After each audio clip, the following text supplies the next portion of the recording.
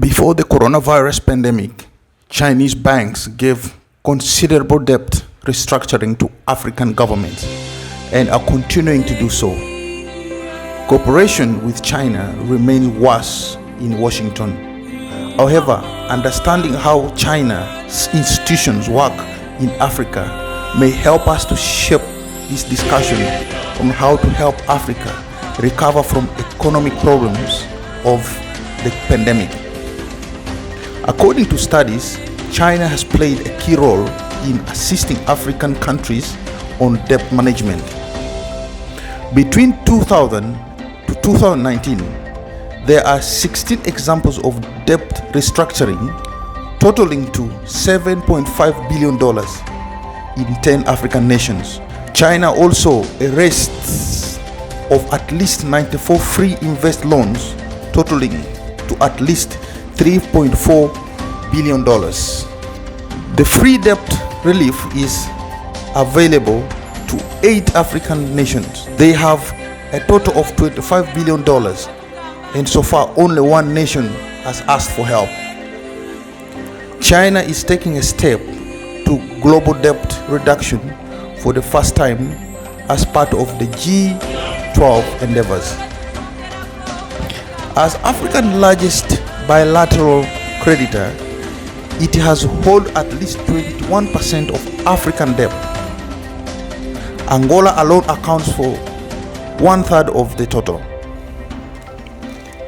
Welcome to the BKTV channel that brings to you entrepreneur, business, personal development contents to inform, motivate, and inspire you to shape the future of a generation.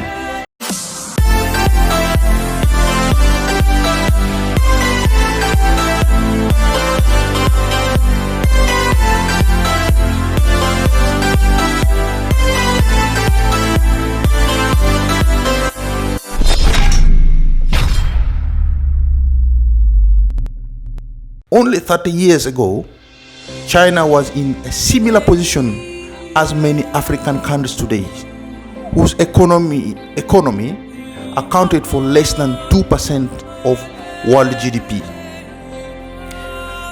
However, over the last few decades, China has surprised the world by using infrastructure to help its economy grow. Building a high-speed railway which can exceed 29,000 kilometers, paving over 100,000 kilometers of new expressways, constructing 100 new airports, and constructing not less than 3,500 new urban areas and 100 economic zone developments. China's GDP has more than tenfold increased in shorter time span and ranks second in the world as we talk of now. Chinese leader has given money to almost every African nation in the continent, each borrowing more than $5 billion. In spite of China's allegation of a debt trap diplomacy, Chinese businesses are winning the majority projects in Africa and accounting big percentage of all foreign projects. Africa has become the world's fastest urbanization in the area, with rural migrants immigration to cities in every fast growing nations in a very fast rate, as the continent is becoming an industrial revolution.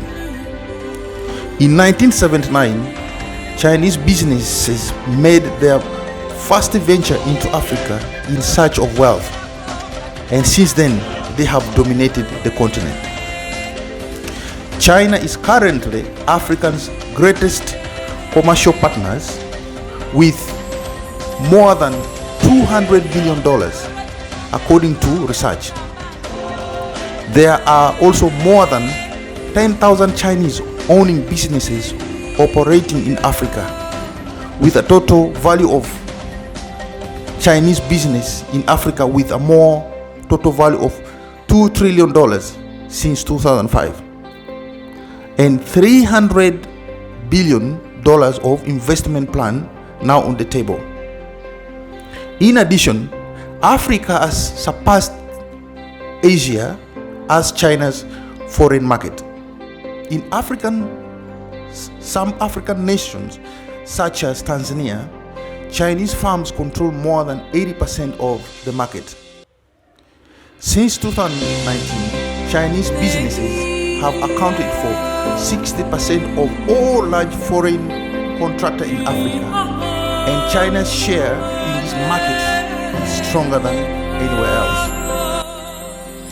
Despite China's strong position, experts believe that Beijing's involvement in African infrastructure projects have left a debt development in which governments are forced to give up their vital assets, which they have built for years, by the Chinese for the exchange of debt they cannot pay.